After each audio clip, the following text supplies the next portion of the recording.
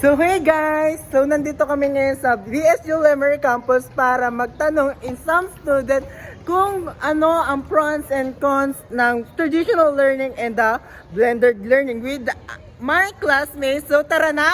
Tara na!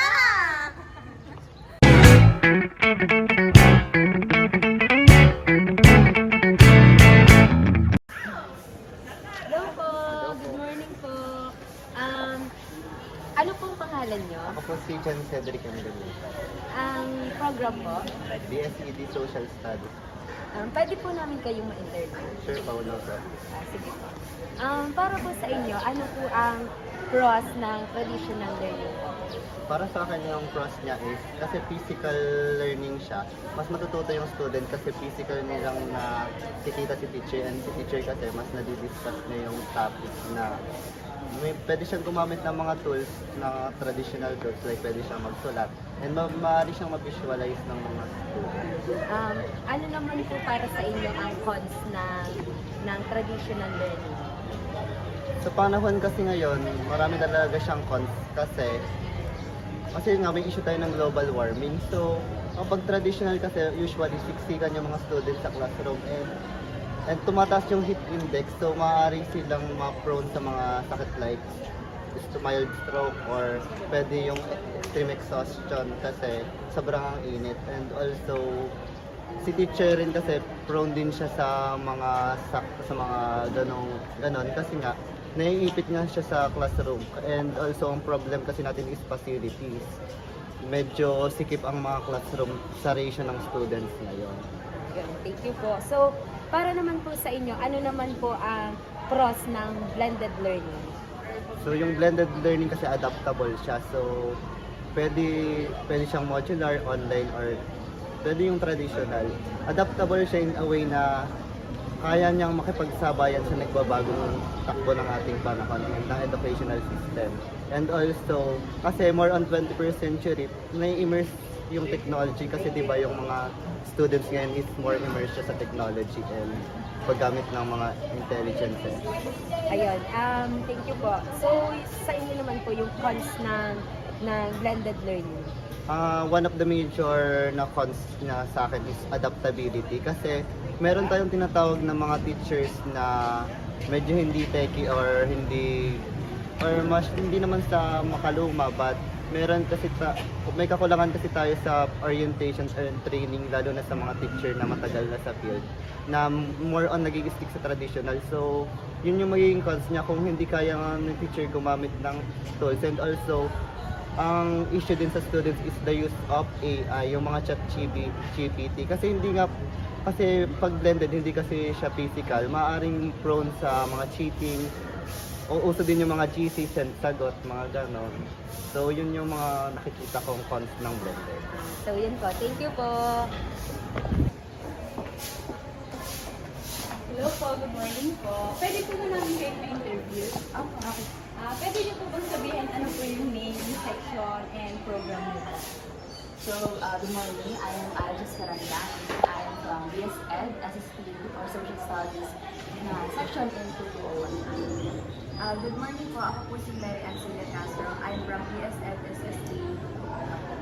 So, bali may dalawang questions po kami. Ang una po ay, ano po para sa inyo yung mga pros and cons ng traditional learning?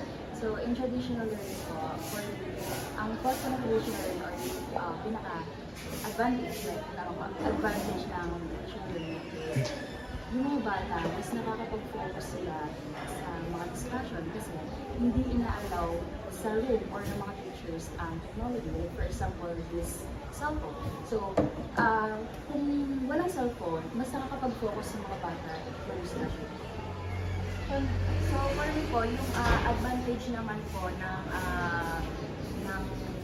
traditional learning sa mga student is mas lalong natututo yung mga student kaysa sa blended learning, wherein dun sa traditional learning ay gumagamit yung ating mga teacher ng mga instructional materials, which is nagiging basihan to para lalong mas matuto or mas ma-engage ang mga students sa mga topic na ituturo ng mga teacher.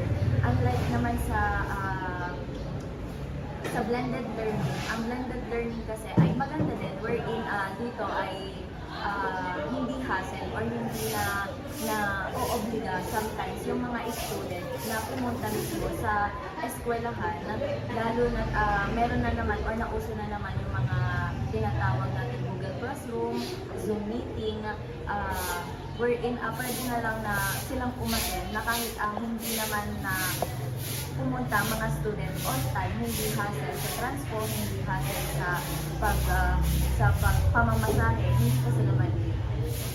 How about naman po yung mga pros and cons ng blended learning? So, for me po, ang blended learning, for yung advantage nito, for me ay mas nakakapag-save ng time yung mga students kasi nasa bahay na. And additionally, mas nagkakaroon din sila ng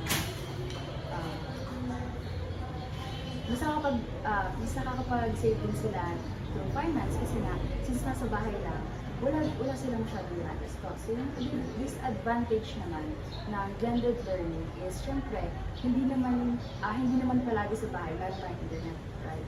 So, minsan, may mga instances na nagkakaroon ng mga bata ng parang, ano tawag doon? Yung sa signal. So, yung sa signal po is hindi naman lahat ng mga students, meron silang malakas sa signal or malakas sa signal. So, possible po na yung ibang mga students na wala silang masyadong kalakasan ng signal na ay hindi sila masyadong matututo since pwedeng magkaroon or possible na magkaroon na parang mapupuntan. So, mabibitin yung learnings ng mga bata. Sa akin naman po, ang disadvantage ng blended learning ay hindi mismo malalaman ng mga teacher or ng mga educators kung ang student ba ay talagang nakikinig sa kanila. Kasi usually ang blended learning, hindi lang naman siya modular, maaari din siyang maging online class na kung saan ay hindi makikita ni teacher si student mismo kung tunay ba na nakikinig or nakikooperate dito sa discussion. Kasi maaari na ang mga student ay nakain or tulog or kung ano man yung ginagawa basta naka-attend lang or bukas lang sa kanilang mga telepono or gadgets yung meeting na kanilang ginagamit. So hindi madi-distinguish ni teacher if the student ay may natututunan. Ayan, thank you so much po. Thank you.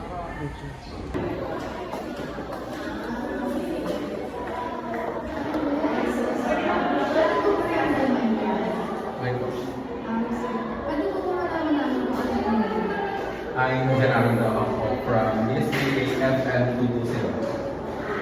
So, please start this question. Anong pros and cons ng traditional learning? So, yung pros ng traditional learning, since face-to-face siya, between the teacher and the student, mas natututo or mas natatagdagan ang kaalaman ng estudyante sa teacher. Tapos yung cons naman niya is mas parang naging boring or hindi motivated yung student kasi nga parang maraming gawin. So, yung pros and cons naman po ng blended learning. So sa blended learning, ang pros niya is half niya yung oras niya. So anytime pwede niyang gawin yung pinapagawa sa kanya. Then yung cons naman niya is siguro yung mahinang internet, tapos yung mga technology yung kanya gagawin.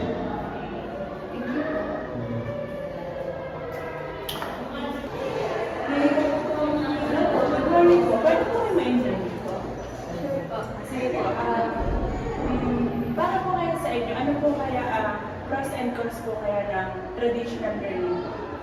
For me po, yung pros and cons ng traditional learning. Sa pros po, or yung parang pinaka-positive side niya. Pag po walang curriculum or spend time sa student support or kaya prepare na physical and instructional materials such as charts, mga flip charts, mga other things pa na pwede po hindi magamitan ng technology. And ang cons naman po ay since we're living in a digital world, meron po talagang mga estudyante natin na parang mas prefer din po yung way ng teaching and learning process nila through technology. For example, yung mga videos, of course, meron naman po doon yung mga may mga teachers na nagpe-present ng mga video clips, ng mga documentaries, and kapag po traditional learning hindi po makakapag-present. So yun po yung pros and cons natin. Para sa ko, pros po ng traditional learning is, ano po, para po siya, kumbaga po ay, kagaya natin po ng sinabi ni Miss Amar po, parang nakakapag ano po yun sa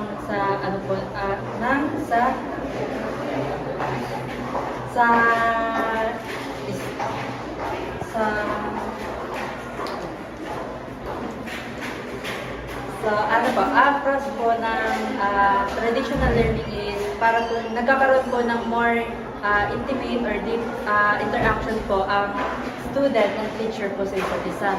So, another thing po is parang sa pros din po is yung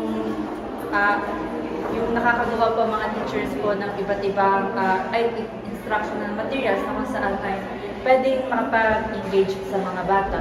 Well, sa cons naman po para sa akin ng traditional learning is possible po na kagaya na din po na sinabi ni Miss Amar po na nasa digital world po na tayo.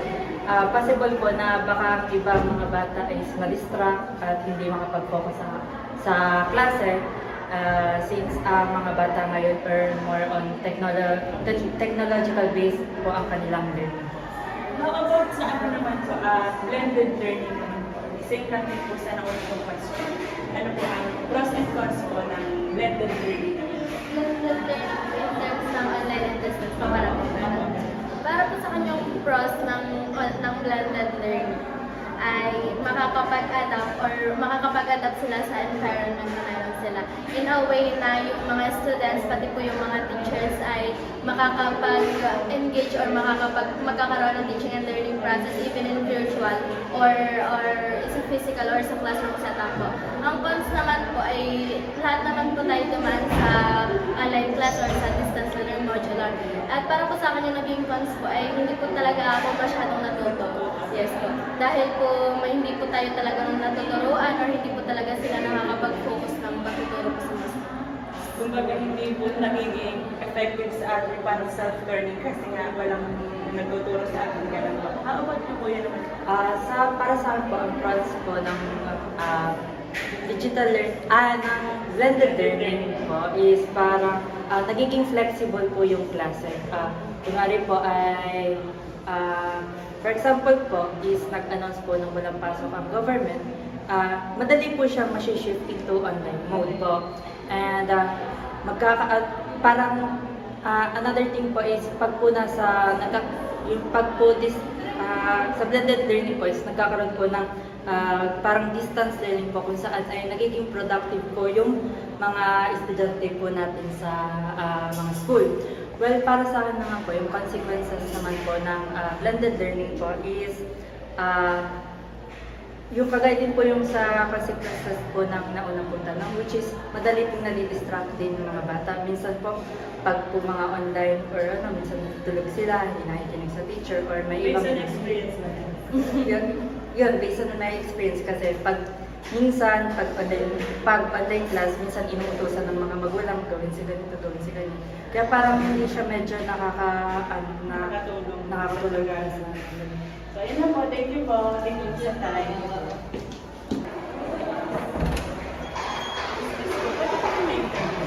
Sige po. Dito na lang po.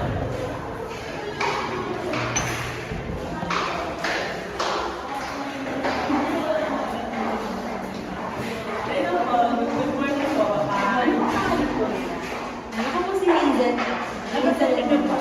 Program. From BSNA. Gabi po. Para sa magiging tanong niyo po, ano po kaya para po sa inyo ang pros and cons po ng traditional learning po? Since diba, dumaan tayo sa mga hindi pa naman po dati yung mga PPT, yung mga sa mga TV, ganyan. At palagay niyo, ano po kaya ang kanyang pros and cons? So, para po sa akin, ano po, mas tutok po yung students, mas focus po yung students sa traditional learning, and marami po siyang advantages, as well as meron din pong disadvantages. So, una po ay disadvantage. So, I think po, sa traditional learning, mas na hands-on po yung mga teachers sa pagtuturo po ng sa mga students ng kanilang mga lesson. And also, kasi po, face-to-face, we're able to build relationships and with our classmates, and also, ano po, na-enhance po yung mga skills po natin, yung communication, kung paano po tayo nakipag-socialize po sa iba. And also, in terms po kapag po sa pagtatanong, madali po natin na-approach yung mga In terms of communication ng mga sa tapos kapag naman disadvantage naman po. So limited yung resources. So mas nakabase tayo sa books, and siguro disadvantage din sa traditional learning ay in terms naman sa transportation, na kailangan natin face-to-face, kailangan natin gumawa ng paraan para maka-attend ng classes. So, and dahil din sa mga climate sa ating na-experience ngayon, di ba, nakaka-apekto din siya sa academic performance. How about sa ano naman po, pros and cons naman po ng blended learning naman? Sa blended learning naman, so kung may advantages yung and disadvantages yung traditional, ganoon din po sa blended learning. So sa blended, tayo po ay we live in a modern world na nakarely po tayo sa technology. So, advantages po kasi na-use po natin yung ating resources, parang na-maximize po natin, and nagagamit po natin yung technology para po mas mapadali po yung pag-transfer po ng knowledge, lesson po, pag-deliver ng lesson, na mas madali po na-adapt po ng students. Tapos, also, marami na din po tayo na pagkakuhanan ng mga information, hindi po nalilimit sa loob ng classroom ng ating knowledge. And disadvantage naman po, so siguro po maraming distractions kasi dahil po sa technology, sa blended learning, nawawala po yung focus ng mga students sa pag-aaral. So parang mas bibigay po sila ng time sa social medias and other online games, halip na nakafocus po sila sa kanilang studies. So, mas nagiging distraction siya kaysa na parang sa mga distraction. So, yun po, yun lang po. Thank you so much po. Thank you. Blended and traditional learning both provide big platforms in order to ensure the continuum of learning under certain conditions. They have their pros and cons, however, it should also be understood that not one size fits all. Yun lang.